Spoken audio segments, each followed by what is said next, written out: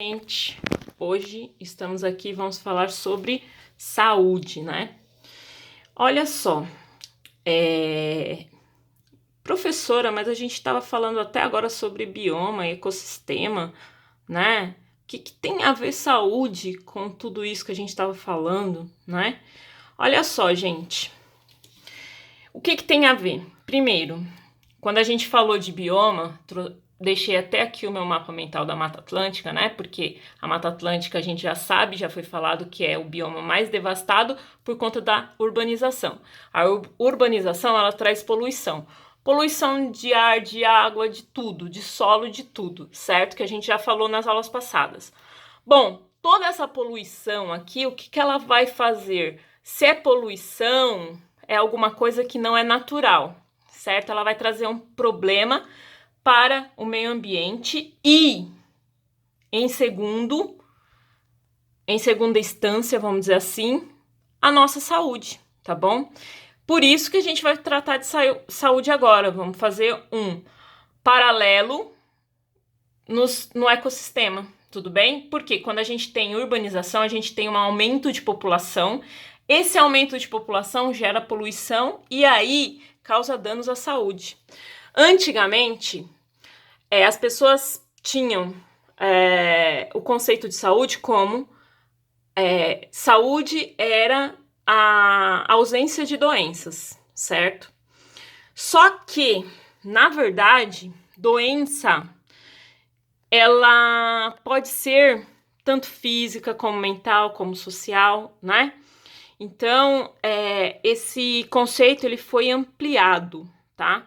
Então, quando a gente fala em saúde, a gente fala em bem-estar físico, mental e social. Por quê? Porque os agentes patogênicos, eles podem estar sendo invisíveis, pode ser no convívio, né? Então, e aí esse convívio ele pode gerar problemas psicológicos, né? E isso também afeta a saúde. Afeta a saúde tanto da pessoa que sofre, como dos demais que estão ali por perto dela, tá? Bom, essa urbanização, como eu disse em cima, ela aumentou a quantidade de pessoas. E aí, o que acontece? Poluição, tá? Poluições de vários níveis. Por quê? Porque as pessoas, elas precisam de casa, então elas precisam de saneamento básico, que é água tratada, e o esgoto tratado também. A gente falou semana passada sobre a poluição das águas, né? E aí a gente vai ter que ter uma coleta de resíduos sólidos, porque tudo isso daqui, se não houver, né, se não houver saneamento básico, o que vai acontecer? A proliferação de agentes patogênicos, né, que são as bactérias e etc, certo? Os agentes patogênicos são aqueles que ocasionam a doença, certo? Só que, lembrando que a doença, ela não é somente uma coisa causada por um ser vivo ou por um vírus, tá? Ela é muito maior do que isso, tá bom? Bom, aí o que acontece? Esses agentes, eles ocasionam, se eles estiverem aqui no meio, lembra que a gente falou de eutrofização semana passada, né? Que nada mais é do que o esgoto dentro da água, né? Então, o esgoto ele é jogado sem tratamento dentro do rio.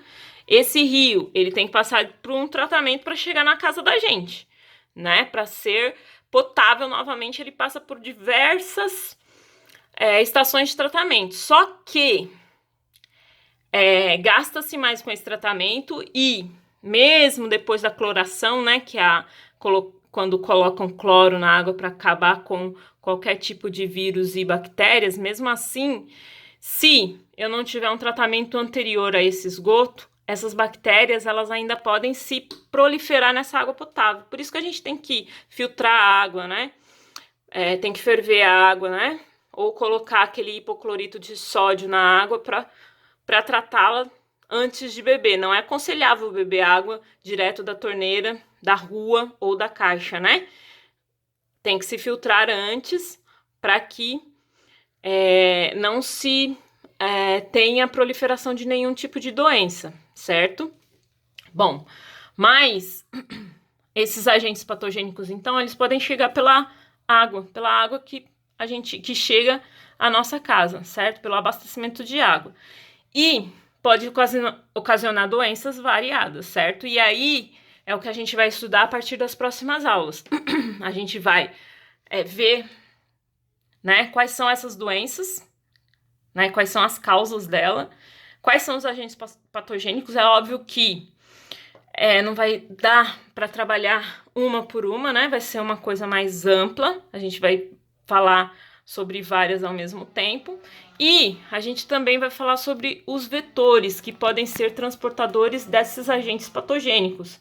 A gente tem aqueles agentes patogênicos que a gente pega diretamente por conta da água não tratada, por exemplo, né?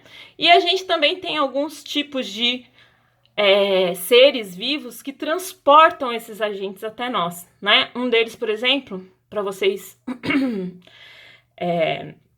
terem uma ideia, é a dengue, né? A dengue é transmitida por um vetor que é o mosquito, a Aedes aegypti, né?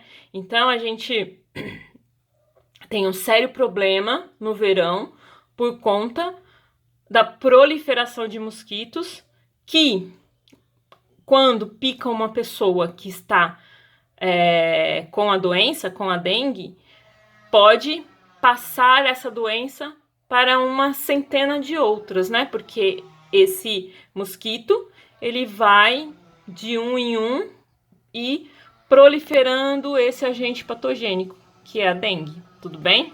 Bom, aí nós temos o estudo da saúde, o que a gente vai estudar a partir de agora, tá?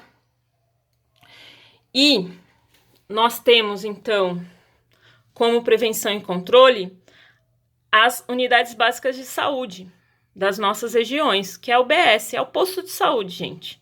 Então, eles fazem todo o trabalho de prevenção e controle, tá? Por isso que eles têm os médicos lá para consulta. A gente sabe que é um saco conseguir uma consulta. Minha avó 3 meses para conseguir uma consulta. É um problema gravíssimo que a gente tem. Só que a consulta que tem lá, a verificação de pressão, as vacinas, tudo isso são métodos para prevenção e controle, né? Eles que são os agentes de prevenção e controle de doenças, tá?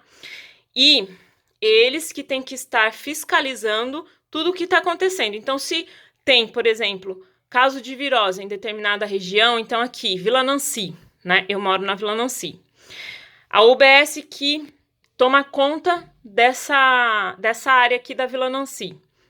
Então, aqui tem muitos casos de virose, né? O que eles têm que fazer como agentes de prevenção e controle? Eles têm que vir pegar uma amostra de água, né, das casas, de algumas casas, mandar para um laboratório para verificar se tem algum problema nessa água, se tem alguma bactéria nessa água, tá? Se esse problema for assim, a virose pode ser causada por qualquer vírus, né? Mas se for, por exemplo, cólera, a cólera, ela é uma bactéria que é passada através da água. Então, vamos ter um problema com o saneamento básico da região. Aí, a UBS vai ter que fazer esse controle, tá? Vai ter que mandar essa amostra de água para a Anvisa, por exemplo, ou para qualquer órgão de vigilância sanitária. Eles vão fazer a apuração, né? O laboratório vai ver se realmente tem lá a bactéria que causa cólera e vão, então, pedir para que alguma coisa seja feita aqui. Então, a Sabesp, que é a nossa empresa de abastecimento de água, ela vai ter que fazer alguma coisa para que se contenha esse problema do cólera, por exemplo, tá? Bom, além disso, eles vão ter que controlar, né, a taxa de mortalidade infantil, por exemplo, tá? Que são aquelas crianças mais suscetíveis que têm até 5 anos, por isso que a vacinação né, obrigatória, a criança vai lá quase todo o mês no primeiro ano, depois vai diminuindo um pouco, mas até 5 anos tem algumas vacinas que são obrigatórias, porque a taxa de mortalidade infantil nessa idade é muito grande, tá? Por que isso? Porque a criança ela não tem todos o sistema imunitário ainda formado, né? Então ela tem muita coisa ainda para se formar nesse sistema imunológico e imunitário, tá? Por isso que ela tem que sempre estar tomando vacinas, tá bom? Bom, e a UBS ela vai ter que estar fazendo, né, o levantamento para ver se essa taxa de incidência de doenças, como eu falei lá do cólera, né?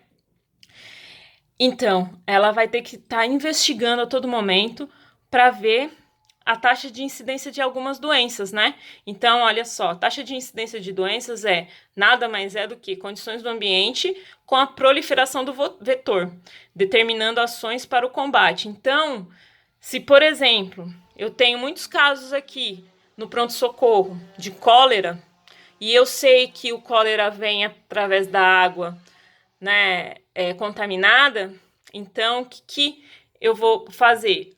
Eu já fiz um estudo dessa taxa de incidência de doença, certo? E aí eu vou mandar essa amostra para o laboratório para que seja feita então essa investigação. Se acontecer do laboratório dizer, olha, lá naquele local tá assim, a água tá contaminada. E aí o que o posto de saúde tem que fazer? Ações para o combate do cólera. Então vai pedir para que as pessoas fervam água, vai distribuir o hipoclorito de sódio para as pessoas colocarem nas verduras, né? Para colocarem as gotas certas no litro de água, porque tem a quantidade certa, para que seja eliminado esse problema. Além de notificar a empresa de abastecimento do que está acontecendo para que eles também tomem as devidas providências, tá bom? Então aqui, quando a gente fala de saúde, a gente fala de doença, é óbvio, né? Porque são as doenças que são, vamos dizer assim, um material de estudo, né? Porque a gente tem que manter a nossa saúde, certo? E aí a gente mantém a saúde combatendo a doença. Essa doença, ela pode vir através dos agentes patogênicos, né? Ou então pode vir, sim, de problemas mentais e sociais. O convívio social é muito importante, certo? Para evitar doenças psicológicas, né? Como depressão e etc., que podem levar a, sim, problemas de saúde e relacionados a doenças, tudo bem? Bom, a nossa aula de hoje, então, é essa. Muito obrigado pela atenção de vocês e qualquer dúvida, entre em contato comigo. Muito obrigada.